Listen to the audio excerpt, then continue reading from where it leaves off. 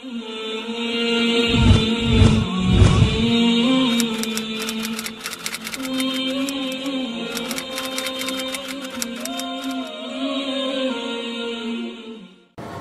باللہ من الشیطان الرجیم بسم اللہ الرحمن الرحیم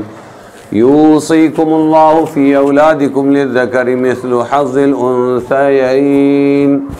فإن كن نساء فوق اثنتین فلہن ثلثا ما ترک وإن كانت واحدة فلها النصف ولأبويه لكل واحد منهما السدس مما ترك إن كان له ولد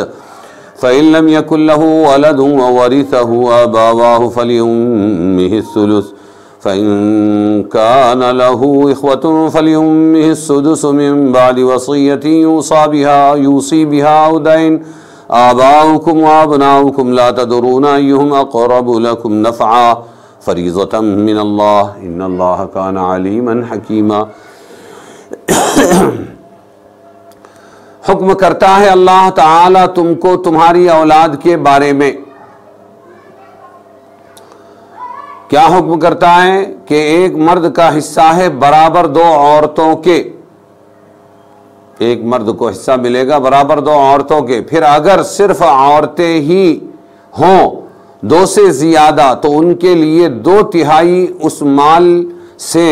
جو چھوڑ مرا ہے آدمی، 2/3 ملے گا عورتیں ہوں تو۔ اور اگر ایک ہی ہو تو اس کے لیے آدھا ہے، عورت اگر ایک ہی ہو تو اس کو آدھا مال ملے گا مرنے والے۔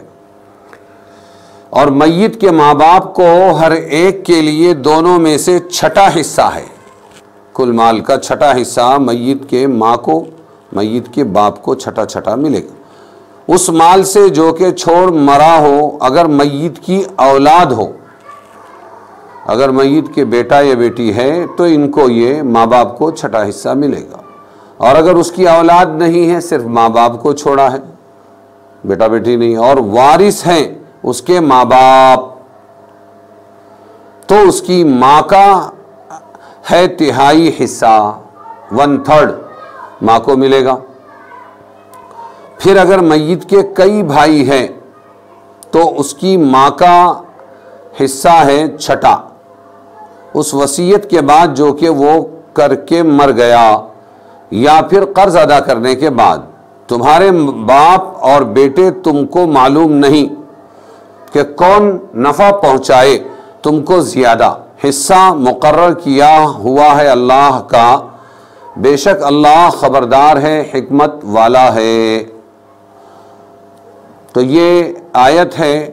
میراث کے بارے میں،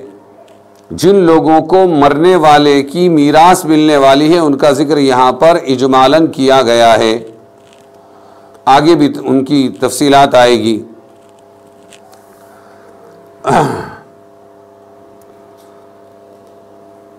مستقل اس کی کتاب لکھی گئی جس کو فرائض کہتے ہیں، فرائض کی کتاب۔ فرائض کیا ہے؟ مرنے کے بعد میت کے وارثین، بیٹا بیٹی، بیوی ہے، بیوہ ہے اس کی، یا بیوی مر گئی ہے تو اس کا شوہر ہے اور ماں باپ ہے، ان لوگوں کو کیا حصہ ملے گا؟ یہ علم فرائض کہلاتا ہے، میراث کا علم کہلاتا ہے، اس کے بارے میں یہاں بیان چل رہا ہے۔ شریعت کا اصول یہ ہے کہ مرنے والے کے مال سے سب سے پہلے شریعت کے مطابق اس کے کفن دفن کے اخراجات پورے کیے جائیں گے۔ پہلا کہ کفن دفن، جن میں نہ فضول خرچی ہوگی، بہت زیادہ قیمتی کپڑے لا رہے ہیں، صندل جلا رہے ہیں، نہیں، اور نہ کنجوسی ہوگی، بلکہ درمیانی خرچ کیا جائے گا۔ اس کے بعد اس کے قرضے دیکھے جائیں گے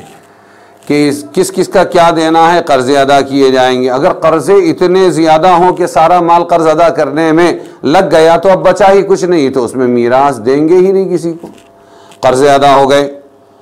تو پھر کہ وصیت دیکھیں گے اس نے کس کے لیے وصیت کی ہے،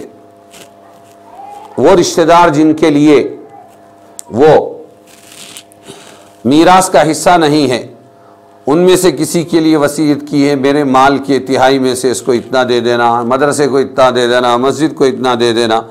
تو وصیت نافذ ہوگی صرف 1 روپیے میں سے 33 پیسے میں 1/3 میں اور اگر قرضوں کے بعد وصیت بھی ادا ہو گئی تو اب جو مال موجود ہے، وصیت ادا ہو گئی، کفن دفن، اس کے بعد میں قرضے ادا ہو گئے، وصیت ادا ہو گئی، اب اس کے بعد کچھ مال بچ گیا ہے، اس کا